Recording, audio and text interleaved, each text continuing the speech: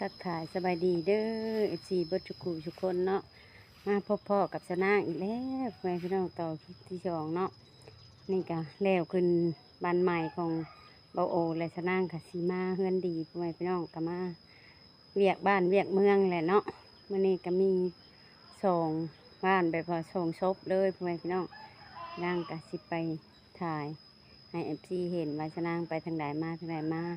เพื่อนดีพี่ตายไปพี่น้องเนาะผู้ที่ล่วงลับลงไปจะนั่งกะ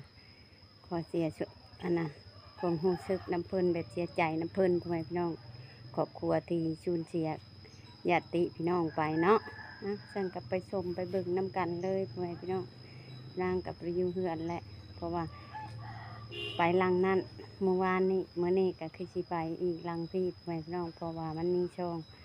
ครอบครัวเนาะที่ผู้ที่ล่วงลับลงไปแล้วก็ขอให้เพิ่นไปสุคติภูมิที่ดีพ่อแม่พี่น้องนางก็เรื่องนี้กันห่วงกับบริโลกแล้วบ่นะก็บ่เป็นแล้วกันค่ะพวกพวงก็เป็นลอกนี่ก็เฮ้ยมันบ่แซ่บพันโลกจะเฮ็ดอย่างจะเลื่อนใช่มันบ่ได้เอามาให้เป็นเนาะเคยมันเนาะพอมาไปก็ย่านเราให้บ่ได้ย่านเราให้นะกินแต่วานนี่ไปเห็นเอาโน่นกินก่อนแต่วานนี่ก่อนได้ลูกตัวนั้นกูเฮ็ดจักสิจักหน่วยนะหั่นน่ะได้ลูกแล้วต้องไปลิ้นชมการพิจารนี่ก็เก็บเอามากินอ้าวเราตอนจบการเงิน3บ่เอามากินแล้วเก็บหาย่อข้าวย่อน้ำผมมันหวานอยู่บ่มันชมนะหวานนี่ชาหวานนี่กินแล้วก็สิหวานต้นเดียวอันนั้นมันก็ชมคือเก้าคันห้าวใช่ของสีสิหวานได้มันแนวม่วงอันนี้มันบ่นั่นแนวบางคนละอันนั้นบางม่วงบ่แม่นอันเดียวกันคนละพันมะม่วงหั่นอันนี้พันส้มอันนี้หั่นเพราะมันจะบ่เบิดทะเลมันชมโอ้ก็อยากกินส้มแล้ววะบ่ได้ว่าอยากกินหวาน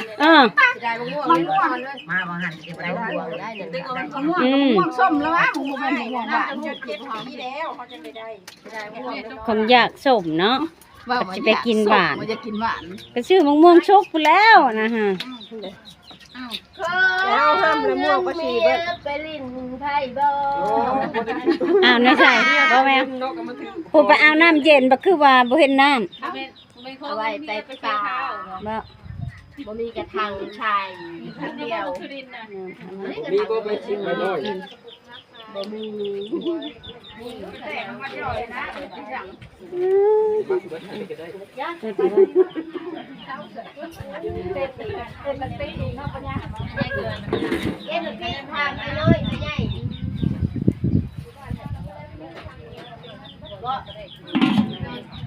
นางก็มาเฮ็ดอยู่ให้กินพุ่นเป็นอยู่พุ่นนี่อะไรอยู่พุ่นนี่นานี่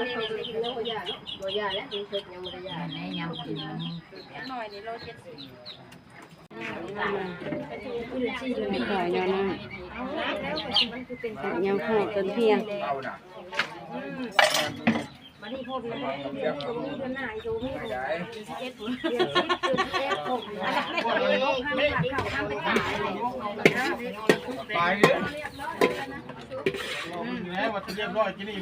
มาขายมันใช้กี่ชื่อค่อยสิขายถ้าเบิ่งเขาเฮ็ดขายได้เด้อเงินเด้อเงินเฮียเลยขายน้ำพ่อแม่พี่น้องขายน้ำ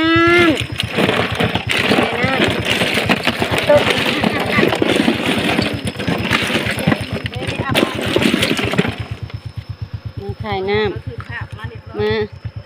าที่ประสาทกินมันเฮียนะไปเฮียเบิ่งนี่ได้เห็ดแล้วพ่อแม่พี่น้องเอานี่เอากระต้ามาก็ดีเลยเด้มาพี่ประสาทบัดได้เห็ดเพิ่ง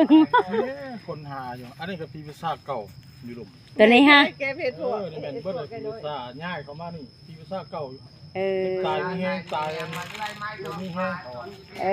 ขณะหางกระเจ้าหาอยู่เห็ด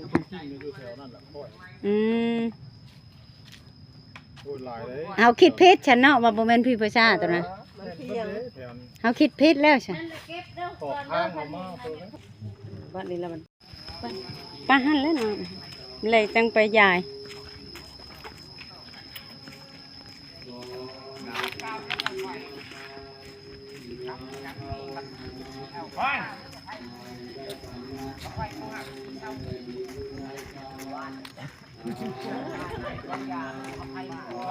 ต่อยแล้วไปบ้านจุกทุกบ่อย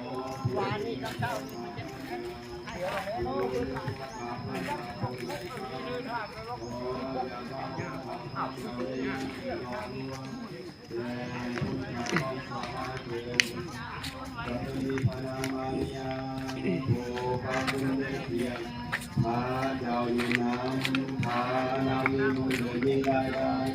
และพระเยซูคริสต์พระนามเป็นเจ้าจอมบุญสันตามาริยาบรรดาพระเจ้าขอร้อนต่อน้องคนบาปเดียวข้าพระเจ้าเสียถึงข้าเป็นเจ้าพระบิดามีทุกอย่างผู้สร้างฟ้าและแผ่นดินเสียถึงพระมหาเยซูคริสต์พระเจ้าของเราพระบุตรแต่องค์เดียวของพระบิดาปฏิสนด้วยฤทธิ์พระจิตบังเกิดนำพระนามพระมาจารีมาเรียสามัยพญาปิลาโตได้ถึงลุมซุปเนาะจะส่งผลประกอบพิธีก่อนอยู่นี้แล้วพวกเราจะไปสิทธิ์นักเสกอยู่บนเดียวเนาะย้อนพระผู้เป็นเจ้าผู้มีฤทธิ์ทุกอย่างทรงประสงค์เอิ้นเอาพี่น้องของเฮานี่ขึ้นไปหาพระองค์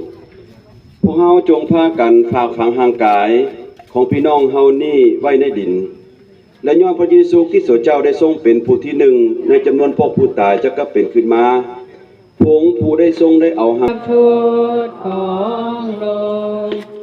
โปรดประทานการพักผ่อนให้เขาเถิดโอ้พระทรงพระน้อยของข้าผู้ยกบาปโทษของโลกโปรดประทานการพักผ่อนให้เขา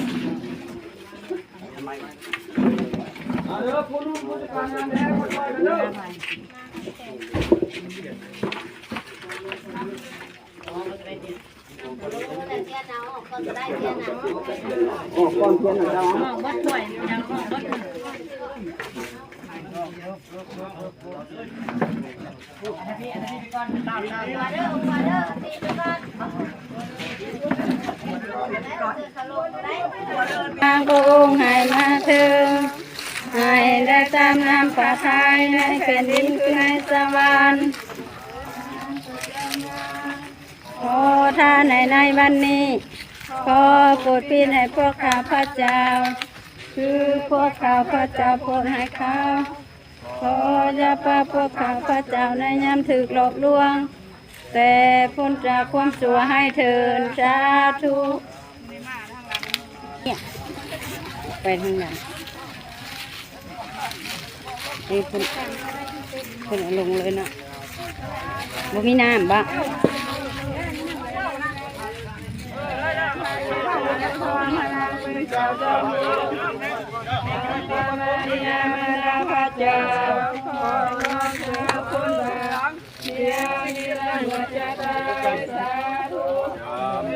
พระนามาเลียผู้พาคุณเต็มเกียรติพระเจ้านาพระนามีบุญและยิ่งได้พระเยซูบุตรของพระนามเป็นเจ้าจอมบุญพระเจ้าพรวอนเจ้าคนบาปเดียวนี้ละเมื่อเจ้าตายสาธุละเมื่อเจ้าตายสาธุจำเริญดีพระนามาเลียผู้พาคุณเต็มเพียรพระเจ้าอยู่นำพระนามมีบุญหรือยิ่งได้และพระเยซูบุตรทอนพระนามเป็นเจ้าจอมบุญมันได้พระเจ้าคนวอนเจ้าคนบาปเดียวนี้ละเมื่อเจ้าตายสาธุจำเริญดีพระนามาเลียผู้พาคุณเต็มเพียรพระเจ้าอยู่นำพระนามมีบุญเลยยิ่งได้และพระเยซูบุตรทอนพระนามเป็นเจ้าจอมบุญมาเลียมาดาพระเจ้าคนวอนเจ้าคนบาปเดียวนี้ละเมื่อเจ้าตายสาธุมงคลให้พระบิดาและพระ อาบัดีเครื่องของพวกอย่าเอาลงใส่แล้วเอาแล้วละ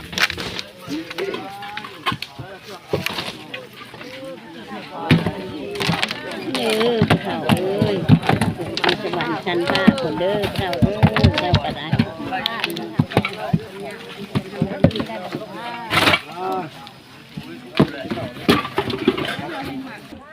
นี่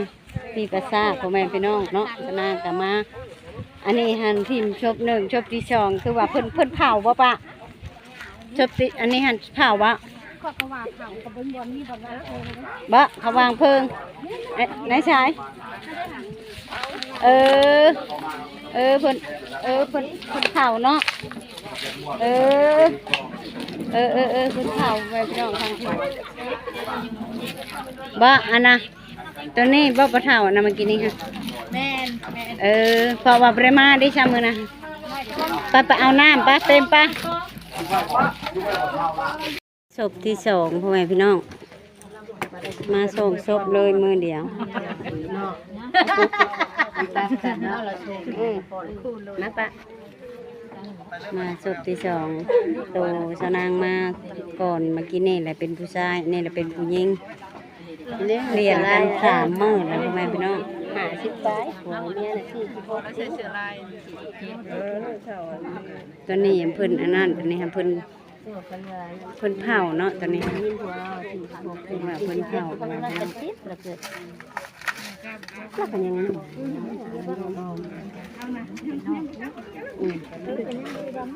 ลูกหลานเพิ่นอันนี้เป็นเพิ่นกระเท้าศาสนาของชาวนางนี่แหละที่ปากศักดิ์สิทธิ์หรือศพที่2ไว้พี่น้อง หลวงของอะไรของบ้านนี่เพิ่นจูดเนาะต่อไปนี่เนาะนั่นแหละผังนะนี่จูด ขออนุญาตตอนนั้นน่ะมาที่เมื่อวันประหัสนะคะภาษากิศพทางศาสนาคริสต์คาทอลิกเนาะก่อนอื่นก็ขอนมัสการเนาะพระเทระอนุเทระขอนมัสการพระเมย์แล้วก็พระโลกพระแพงยมดาผู้เฮียนก็จะตั้งของภายในบ้านของพวกเฮานะครับปกครองพระแพงมันยังพี่น้อง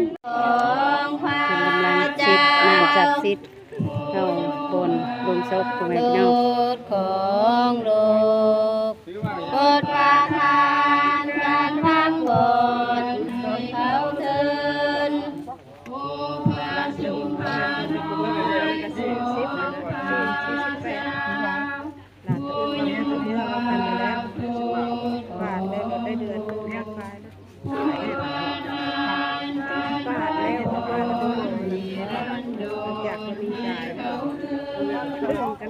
ที่2วันป่าหน้ากับวันป่าหน้าแล้วก็ข่าวดูหันใบไม้ยังไม่ทันได้ยุบทางเมื่อวันป่าหน้าแต่เมื่อจะชูจการลำปรีพวกนี้กันเพิ่นกันได้เสียชีวิตไปอีกจบเนาะต่อมาพระบิดาของข้าเจ้าทั้งหลายเฝ้าอยู่สวรรค์เพิ่นกันหลายจำพวนอยู่เนาะเมืองพระให้มาเถิดให้ได้ตามน้ำพาทัยแผ่นดินเกิดในสายกำลังขึ้นเหตุบ่มองของพระเศร้าแล้วเนาะให้เป็น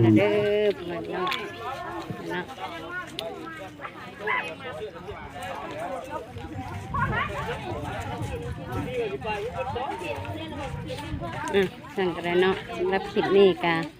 ชนะกันได้มาถ่ายให้ FC เห็นเนาะไปทางใดชนะกันมาชมกิจการเพื่อนพี่น้องมาของ2ศพเลยมานี่กันเลยเนาะ